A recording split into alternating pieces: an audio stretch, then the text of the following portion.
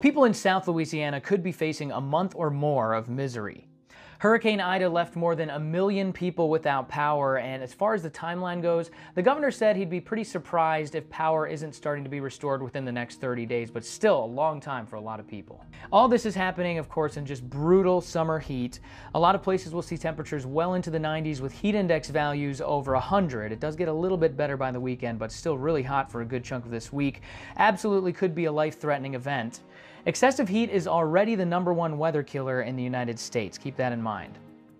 Now, adding to the misery, a lack of drinking water. Some 441,000 people have no water service, and another 319,000 are under boil water advisories.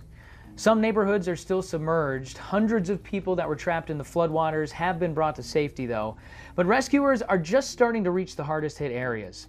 A lot of roads are completely impassable and cell service is just very spotty. This storm so far has been blamed for at least 4 deaths.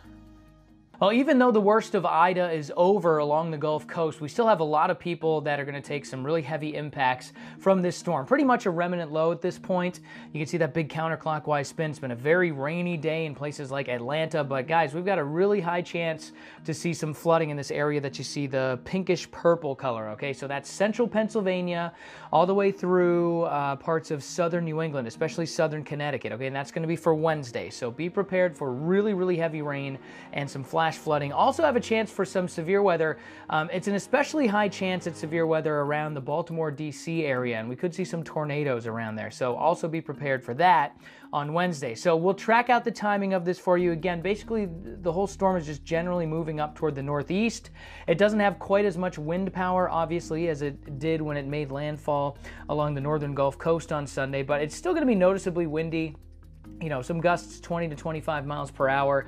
But again, the rain is going to be the #1 threat, with severe weather, including tornadoes, being a close second, all right? So again, central Pennsylvania, you know, for you guys down in the Cumberland Valley, Dutch Country, the Susquehanna Valley, really pay attention to the weather on Wednesday because we have a very good chance at seeing some flooding issues along with some severe weather.